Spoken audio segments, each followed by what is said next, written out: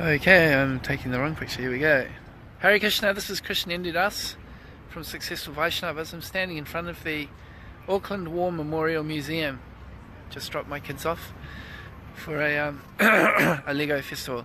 And in today's video, I'd like to just discuss a topic. How do we treat devotees when they leave Krishna consciousness? And, you know, as I say, I'm standing behind the War Memorial Museum, or in front of it, and it just made me think that, you know, in a war, there's casualties. This museum is in memory of the soldiers who gave their lives in World War I and World War II, you know, to defend New Zealand or whatever. But in Krishna consciousness, you know, we're also fighting a war against Maya, and there are casualties. There are devotees who join the movement and may do wonderful things, and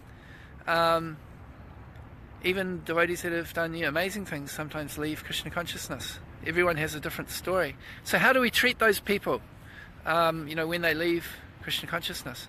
Now, why am I bringing this topic up? Well, it's because I just released a podcast a few hours ago, and it was an interview that I did about a year ago, and it was with Pierre Adele, Premamaya Vasudeva Prabhu. He was initiated by Jayapataka Swami. So I published that interview, and I had a great time with Pierre Adele. When he was here in Auckland, we had a short time together, but, you know, I enjoyed his company, and we had a nice interview and discussed Krishna consciousness and his story about how he went on TV, basically, with his tilak and his kantimal and Jagannath earrings, and, you know, exposed many people to elements of Krishna consciousness that they wouldn't have otherwise seen. You know, so I thought it was a great story, and I interviewed him. You know, and it took me a whole year to actually publish it, but hey, that's what happened. So anyway, after I published the episode of that interview, I got an email from a devotee who said, Prabhu, Pierre Adele's not a devotee anymore. You should get your facts straight. So I was like, oh, okay. So anyway, I checked it out, and I had a look that in December last year, he posted a Facebook Live in Russian. Of course, I don't know Russian, so I haven't been able to check it out. But, you know, he was basically saying that he's leaving the Hare Krishna movement, that it was a cult, and that he, you know, he was quite bitter about his experience, and he was telling people, you know, don't go anywhere near the Hare Krishna movement. It's, you know, it's not something good, basically.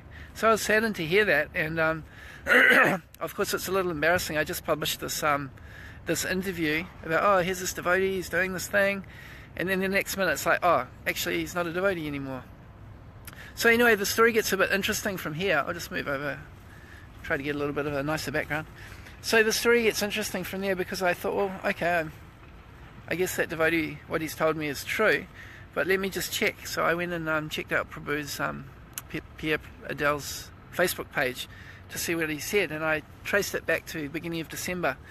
And, you know, he just mentioned there, oh, okay, I've explained in Russian Facebook Live, you know, why I'm not in Hare Krishna movement anymore, and so on. And he's saying, you know, the devotee's going to be flipping out and whatever. So I saw that, and then a few days after that, he shared another post which someone else had written, which was basically writing to him, basically saying that he's a demon, and that the society's better off without him, and you know, that he's just a fault finder, and if he and that, you know, he's not seeing that, you know, everything about ISKCON's great, and you just got the wrong vision, and ISKCON's better. Now that you've gone, ISKCON's become better, you know, horrible things.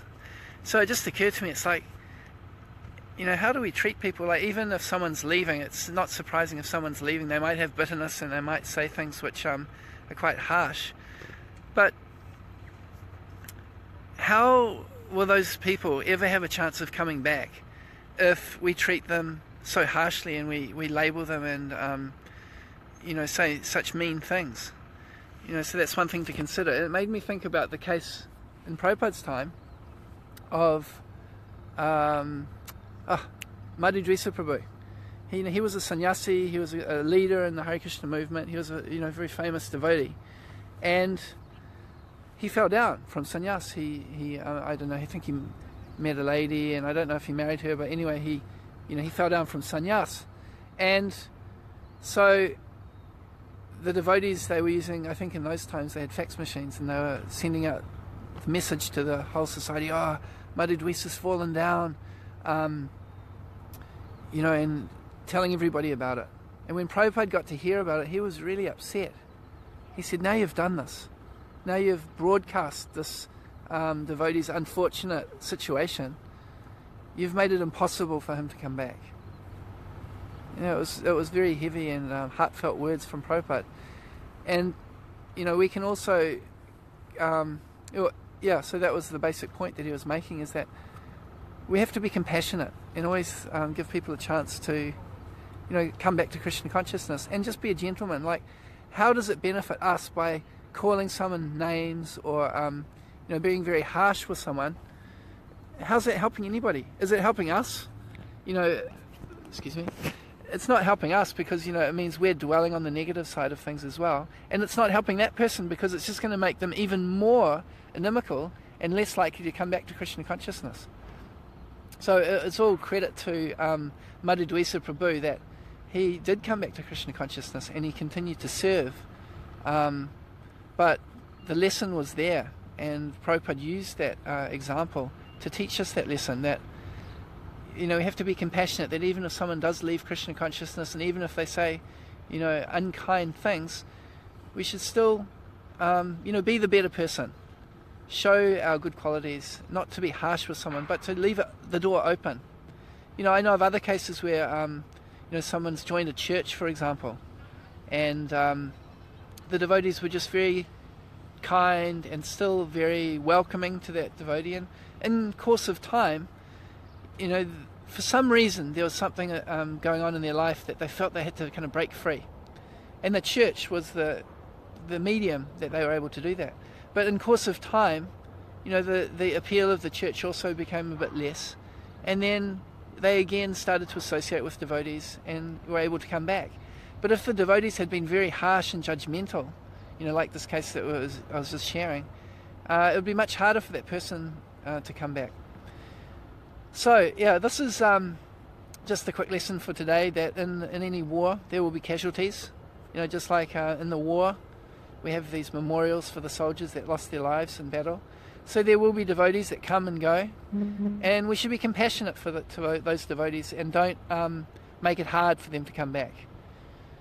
So that's the basic lesson of this Facebook Live. And for myself personally, I guess the other lesson is, when you do an interview, do the podcast quickly.